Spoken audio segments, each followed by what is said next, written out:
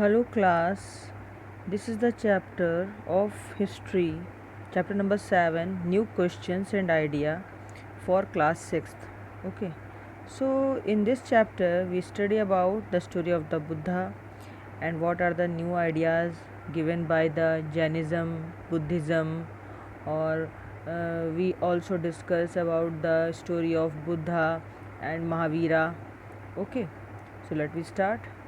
Siddhartha, also known as the Gautam, the founder of Buddhism, was born about 2500 years ago. This was a time of rapid changes in the lives of people. बच्चों, सिद्धार्थ जो था वो गौतम बुद्ध के बचपन का नाम था और लगभग 2500 साल पहले ये पैदा हुए और इन्होंने लोगों की लाइफ में जो रैपिड चेंजेस थे, बहुत तेज़ी से चेंजेस आते हैं, उनका अध्ययन भी किया. Some kings in the Mahajanpadas were growing more powerful, new cities were developing and life was changing in the village as well. महाजनपदों में उस समय राजाओं का जीवन बहुत तेज़ी से बढ़ रहा था आगे, उनकी वो पावरफुल हो रहे थे, नई नई सिटियाँ बस रही थी, नए नए शहर बस रहे थे और लाइफ जो है गाँव में भी बहुत तेज़ी से चेंज हो रही थी. बहुत सारे थिंकर्स ने इनके बारे में अलग अलग सोचा है और उन्होंने इन सब चीज़ों के बारे में सोच के आपको जीवन का सार क्या है, जीवन के बारे में आप क्या जानना चाहते हैं या जीवन का सत्य क्या है, उसके बारे में बताने की कोशिश की है. बुद्धा ये जो बिलोंग करते थे, बुद्ध जी, वो एक छोटे से गांव के रहने वाले थे. स्मॉल गणा उसको बोलते हैं, गण मतलब राज्य, छोटा सा बोलते हैं उसको, जिसका नाम था शाक्यगढ़ राज्य. शाक्यगढ़ राज्य के ये थे और यहाँ पर ये जो लोग कहलाते थे क्षत्रिय कहलाते थे. जब ये जवान हुए बुद्धा जी, तो इन्होंने अपनी सारी जितनी भी सुख सुविधाएं थी वो छोड़ दी और ज्ञान के खोज में इन्होंने अपना घर छोड़ दिया. ये कई सालों तक इधर उधर घूमते रहे, लोगों से मिलते रहे, डिस्कशन करते रहे, बहुत सारे थिंकर्स से, फिलोसफर्स से, दार्शनिक विचारधाराओं के लोगों से, साधु संतों से, महात्माओं से मिलते रहे और लास्ट में उन्होंने ये डिसाइड किया कि जो मनुष्य के अंदर ये रियलाइजेशन का सेल्फ पार्थ होता है, यानी कि मनुष्य को जब अनुभव हो जाता है हर चीज़ का, उसको अभ्यास हो जाता है हर चीज़ का, तो उसको केवल एक ही बात का ध्यान रखना चाहिए, वो है मेडिटेशन.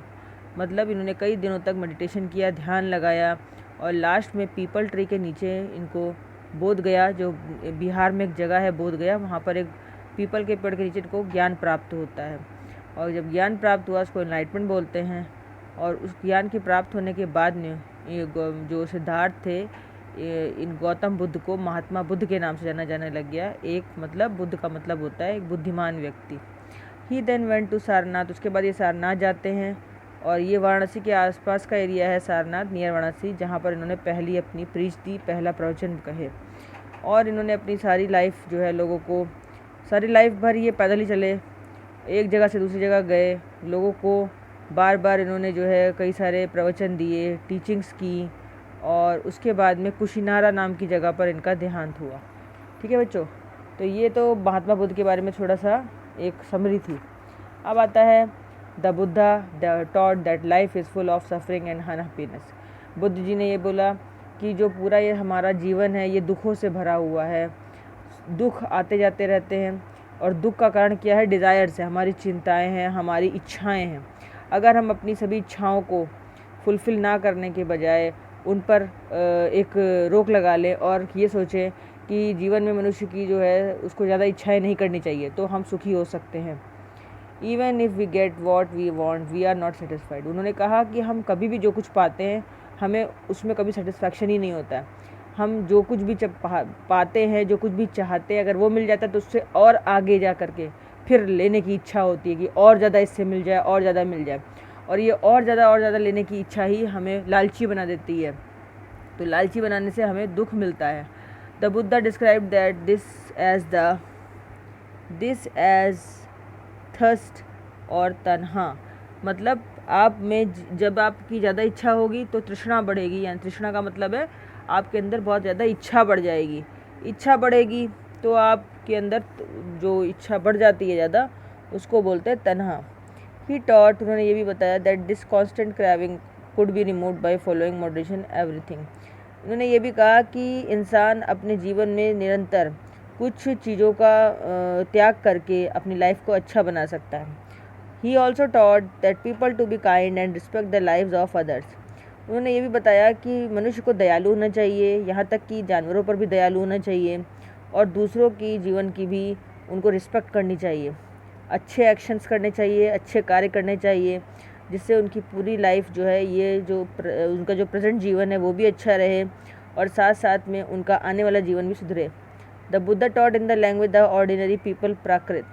बुद्ध जी ने अपने जो भी प्रवचन दिए हैं सामान्य जन लोगों को, उनको सामान्य भाषा में प्राकृत भाषा कहते हैं, उसमें इन्होंने अपने मैसेजेस दिए हैं और इनके शिष्यों ने भी इनकी जो जितने भी मैसेजेस थे सब प्राकृत भाषा में ही नोट किए हैं। He also encouraged people to think for themselves rather than to simple accept what he said. इन्होंने लोगों को उत्साहित किया, प्रोत्साहित किया ताकि लोग अच्छे से अच्छा ज्ञान प्राप्त करें, अच्छे से अच्छा सोचें, अच्छी विचारधारा रखें और जितना भी वो महसूस करते थे वो उतना काम करते थे। ये बच्चों सारनाथ उनका स्तूप बना हुआ है वाराणसी में, जहाँ पर बुद्ध जी अपनी शिक्षा दिया करते थे, जहाँ पर पहली शिक्षा भी उन्होंने दी है। अब हम लोग इसके बाद बात करेंगे उपनिषद की।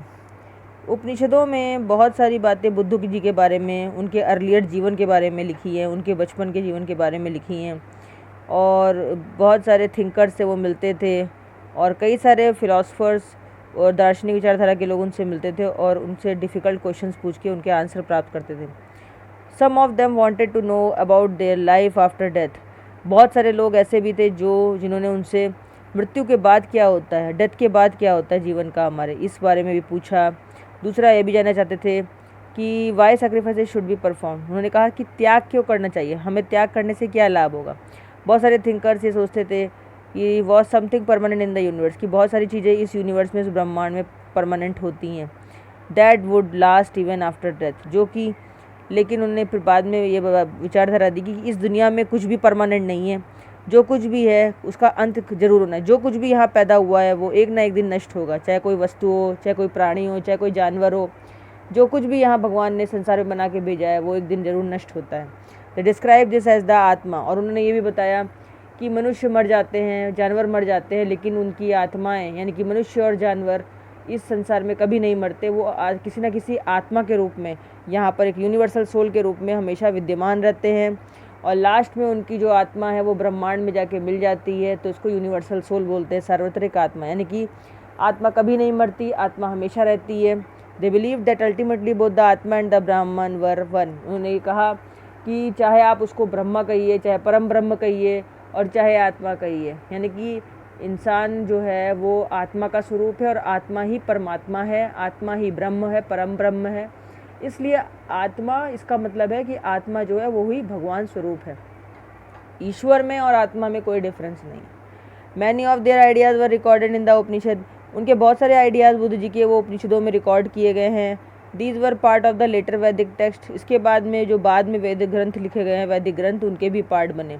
उपनिषदों का लिटरली मीनिंग होता है approaching and sitting near, and the text contain conversations between teachers and students. जो भी वहाँ पर प्रीचिंग की गई है, जो कुछ भी प्रवचन किए गए हैं, वो गुरुओं और शिष्यों के बीच का कन्वर्सेशन है। ऑफन आइडियाज़ वर प्रेजेंटेड थ्रू सिंपल डायलॉग्स। बहुत सारे डायलॉग्स के रूप में, सिंपल डायलॉग्स के रूप में यहाँ पर बहुत सारे जो डायलॉग्स हैं या कह लीजिए यहाँ पर सिंपल टीचिंग्स प्रेजेंट की गई हैं।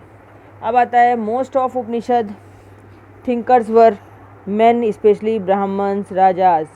बहुत सारे उपनिषदों में जो फिलोसफर्स होते थे वो अक्सर जो पहले ब्राह्मण होते थे, राजा थे, उनके विचारों को प्रकट किया गया है। ओकेजनली कभी कभी इसमें वीमेन थिंकर्स भी शामिल की गई हैं। कुछ ऐसी भी औरतें होती थी जो कि पढ़ लिख करके फिलोसफर या दार्शनिक विचारधारा की हुआ करती थी और उनके लिए उनके साथ वाद विवाद करना रॉयल कोर्ट्स में, जो सरकारी जो राज दरबार हुआ करते थे वहाँ पर वो डिबेट्स भी करते थे। Poor people remain took part in this discussion. जो गरीब लोग थे, जो बेचारे बहुत कमज़ोर वर्ग के लोग थे, वो भी इस डिस्कशन में भाग लेते थे। One famous exception was Satyakama जबाला। एक बहुत ही फेमस एक्सेप्शन है इसमें सत्यकामा जबाला, who was name after his mother, जिसका नाम उसकी माँ के नाम पर रखा गया था। जो सत्यकाम जबाला है, इसकी जो माँ थी वो गुलाम थी, जबाली नाम था उसका। वो बहुत ही बुद्धिमान व्यक्ति था। He had a deep desire. उसके अंदर बहुत ही तीव्र इच्छा थी कि वो सत्य के बारे में जाने, रियलिटी के बारे में जाने, और इसीलिए उसने ब्राह्मण टीचर को अपना गुरु माना और उसका नाम दिया Gautam, and become one of the best known thinkers of the time, और अपने समय का वो बहुत बड़ा फिलोसफर बना, यानी कि बहुत बड़ा थिंकर बना, बहुत बड़ा दार्शनिक बना। बहुत सारे आइडियाज़ इस उपनिषद में ऐसे लोग के भी लिखे जो फेमस थिंकर, जैसे शंकराचार्य की भी बहुत सारी विचारधारा जो है वो उपनिषदों में लिखी गई हैं। अब बच्चों, हम लोगों ने यहाँ तक तो इनके बारे में पढ़ा था, महात्मा बुद्ध के बारे में और बुद्धिज़्म के बारे में। अब हम पढ़ेंगे जैनिज़्म के बारे में। What is Jainism? तो जैनिज़्म के बारे में आपको बता दूं कि the most famous thinkers of the Jainas Vardhaman Mahavira also spread his message around the time 2500 year, 2500 साल पहले जो है एक बहुत फेमस थिंकर हुए थे जैनों में, जिनका नाम था वर्धमान महावीर। ये जैनियों के सबसे बड़े मुनि हुए हैं। He was a Kshatriya Prince of the Licchavis. ये लिच्छवियों जो क्षत्रिय जो राजकुमार थे, क्षत्रियों में एक बहुत फेमस राजकुमार हुए, लिच्छवी वंश के राजकुमार थे। तो ये महावीर जो थे, वर्धमान महावीर, ये लिच्छवी वंश के बहुत प्रसिद्ध राजकुमार थे। और वज्जी संघ में इनका राज्य था। वहाँ पर 30 वर्ष की एज में, यानी कि 30 साल की एज में इन्होंने अपना घर छोड़ दिया और जंगल चले गए। जंगल में जा कर के वहाँ तक 12 साल तक तपस्या की, अकेले जीवन व्यतीत किया, और उसके बाद में इनको ज्ञान प्राप्त हुआ। फिर इन्होंने अपनी सिंपल डॉक्ट्रिन, मतलब सिंपल जो अपनी लाइफ के अनुभव थे, लोगों को ज्ञान देना शुरू किया। और उसके बाद में हर एक स्त्री पुरुष को ये हमेशा बताते थे कि who wish to know the truth, जो कोई भी सत्य के बारे में जानना चाहता था, वो कहते थे कि अगर तुम्हें सत्य के बारे में जानना है तो अपना घर छोड़ दो, घर बार छोड़ के तब सत्य के बारे में खोजो। This must follow very strictly the rules of अहिंसा। उन्होंने कहा कि अगर कोई व्यक्ति सत्य के बारे में जानना चाहता है तो सबसे पहले उसको क्या धारण करना पड़ेगा, उसको अहिंसा अपनानी पड़ेगी। अहिंसा का मतलब होता है किसी भी जानवर को, किसी भी व्यक्ति को ना मारना, उसके ऊपर कोई हिंसा ना करना। सभी व्यक्ति जो है उनको जीवन जीने का अधिकार है, सभी को अपना जीवन बहुत जीवन प्यारा है, इसलिए हमें किसी को भी व्यक्ति को, किसी भी पशु को, कभी भी किसी भी पशु पक्षी को, जानवर को या फिर किसी भी व्यक्ति को कभी भी मारने का कोई अधिकार नहीं, क्योंकि हम जीवन उसको नहीं दे सकते। बच्चों, हम अगर किसी को जीवन दे नहीं सकते तो हमें उससे उसके जीवन को लेने का भी कोई अधिकार नहीं है। जैसे आप लोग देखते होंगे बहुत सारे मांसाहारी लोग हैं, अपने इंजॉय के लिए, अपने आनंद के लिए क्या करते हैं, कभी बकरा खाते हैं, कभी मुर्गा खाते हैं, कभी कोई क्या कहते हैं कि झोटा खाते हैं, भैंस खा जाते हैं, गाय खा जाते हैं। ये सब गलत है। इनका कहना था कि कभी भी इंसान को मांसाहारी नहीं होना चाहिए, कभी किसी पशु पक्षी को मारना नहीं चाहिए अपने आनंद के लिए, और कभी शिकार नहीं करना चाहिए, कभी भी किसी व्यक्ति को भी नहीं मारना चाहिए। Ordinary people could understand the teachings of Mahavira and his followers. बहुत सारे सामान्य व्यक्ति लोग जो है वो महावीर की टीचिंग्स को समझते थे और उनके अनुयायी हुआ करते थे। बहुत सारे लोग प्राकृत भाषा लिखा करते थे, प्राकृत भाषा का यूज़ करते थे, इसलिए इन्होंने भी अपनी लैंग्वेजेस के रूप में प्राकृत भाषा को अपनाया और प्राकृत में ही लिखा है। और उसके बाद बहुत सारे लोग इनके मगध था बिहार में, तो मगध में भी इनके बहुत सारे लोगों ने इनके प्रवचनों को लिखा। उनकी भाषा फिर मगधी हो गई, मगध के लोगों की भाषा फिर मगधी बनी। Followers of Mahavira were known as Jainas. Mahavir Swami के जो भी फॉलोअर्स होते थे, जो भी इनके अनुयायी होते थे, उनको जैनियों के नाम से जाना जाता था। ये बहुत सिंपल लाइफ बिताते थे, बहुत इनका सादा जीवन था, सादा जीवन उच्च विचार रखते थे और लोगों से भिक्षा के रूप में खाना मांग के उनसे गुजारा करते थे। ये हमेशा ईमानदारी का जीवन जीते थे और कभी भी चोरी, झूठ बोलना, इन सब की सलाह नहीं देते थे। Also they had to observe सतिबिलिटी। और ये हमेशा सन्यासी जीवन जो होता है ना, सन्यास का जीवन, कि कोई धन संचय इकट्ठा ना करना, कोई मकान दुकान कुछ ना बनाना, सिर्फ भिक्षा मांग के खाना, भिक्षाटन करना, और कोई ज़्यादा डिज़ायर ना रखना, लोगों के हमेशा कल्याण के बारे में सोचना, अहिंसा ना करना, चोरी ना करना, झूठ ना बोलना, ये सब जीवन अपनाते थे। और ये लोग वस्त्र वगैरह को छोड़ करके और भी कोई चीज़ें संचय नहीं करते थे, खाली कहते थे कि हमें जितने वस्त्रों की ज़रूरत है पहनने के लिए, केवल उतने ही वस्त्र रखने चाहिए। अब आता है बच्चों, it was very difficult for most of man and women to follow these strict rules. ये जितने सन्यासियों की विचारधाराएँ होती है, ये सभी स्त्री पुरुषों के लिए, जो कि बहुत ही सामान्य जीवन बिताते हैं, उनके लिए ये विचारधारा मानना बहुत टफ होता है। बहुत सारे लोगों ने, हज़ारों लोगों ने इनकी बातों को माना, सुना, समझा, उनके फॉलोअर्स बने और अपने अपने घरों को छोड़ करके इन्होंने ज्ञान भी प्राप्त किया और फिर इनको सपोर्ट किया। बहुत सारे मॉन्क्स को, भिक्षुओं को, नन को सपोर्ट किया, उनको फूड वगैरह देते थे। जैनिज़्म जो है वो आगे जाकर के इन्होंने ट्रेडर्स, फार्मर्स, इनको भी बहुत सपोर्ट किया, व्यापारियों को बहुत सपोर्ट किया, किसानों को बहुत सपोर्ट किया, और उन्होंने कहा कि who had to kill insects to protect them crops. इन्होंने कहा कि जो लोग अपनी फसलों को कीड़ों से बचाने के लिए कीड़ों को मार देते हैं, तो ये कार्य जो है उनको कर लेना चाहिए, क्योंकि इससे फसलें नष्ट हो जाती हैं। और जैनिज़्म जो था ये गुजरात से तमिलनाडु और कर्नाटका तक फैला, और इनकी महावीर जी की जो टीचिंग्स थी और उनके फॉलोअर्स थे वो बहुत सारी शताब्दियों तक जीवित रहे। और ये गुजरात में वल्लभी नाम की जगह है, वहाँ पर भी 1500 साल पहले के भी अभी लेख मिले हैं गुजरात में इनके। अब आता है संघा। संघा क्या है बच्चों? Both the Mahavira and Buddha felt that those who left their homes could gain true knowledge, they arranged for them to stay together in the sangha or association of those who they left their homes। Mahavir और बुद्ध जी ने ये सोचा, बुद्धा जी ने, कि वो लोग जो ज्ञान की प्राप्ति करने के लिए अपने घरों को छोड़ देते हैं, जंगलों में जाके रहते हैं, तो उन सबको कलेक्ट करके इन्होंने कई सारे मठ बनाए जिनको बोला गया संघा, जहाँ पर वो सारे जो जितने भी कह सकते हैं कि भिक्षुक और जितने भी सन्यासी लोग होते थे वो एक साथ रहते थे, उनको बोलते थे संघा। अब आता है संघा जो था, इसमें रूल्स मेड फॉर बुद्धिस्ट संघा, इनमें बुद्धिस्ट लोगों के द्वारा बनाए गए रूल्स चलते थे।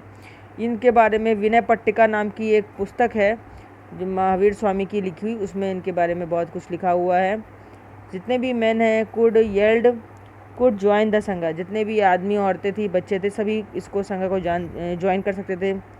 और बच्चों को जो है इस संघा को ज्वाइन करने के लिए पहले अपने माँ बाप की परमिशन लेनी पड़ती थी। और अगर कोई गुलाम व्यक्ति है तो उसको पहले अपने मास्टर से परमिशन लेनी पड़ती थी।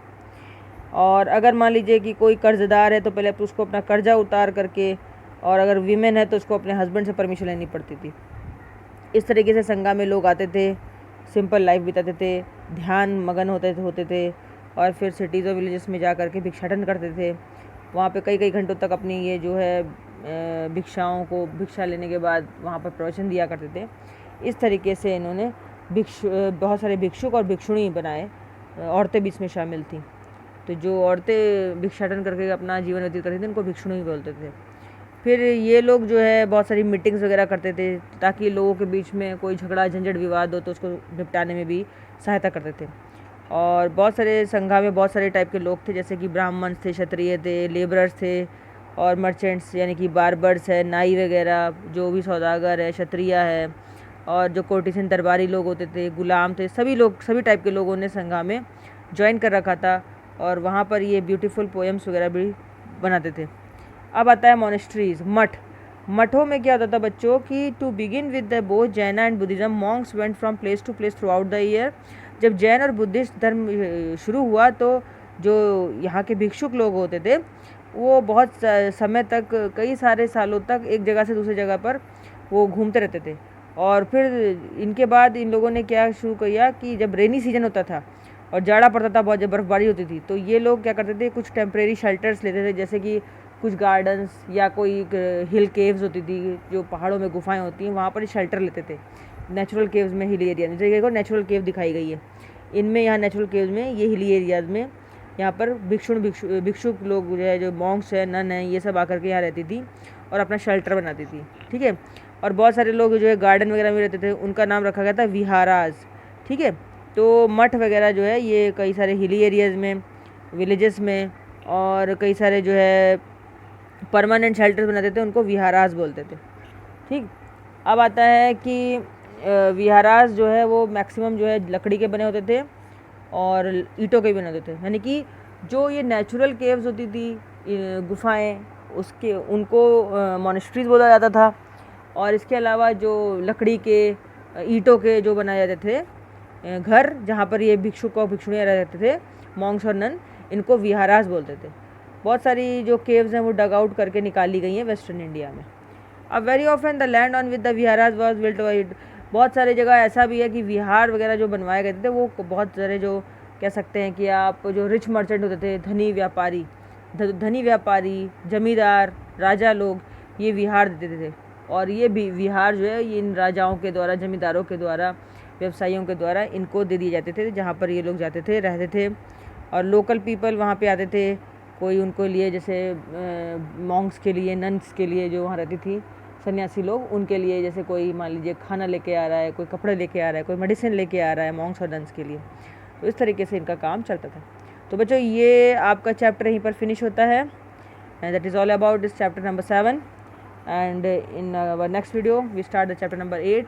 Till then, goodbye, bye bye. Please subscribe my channel, like my videos, share and enjoy these videos too. Okay, repeatedly read these videos too. Okay, bye bye, good night.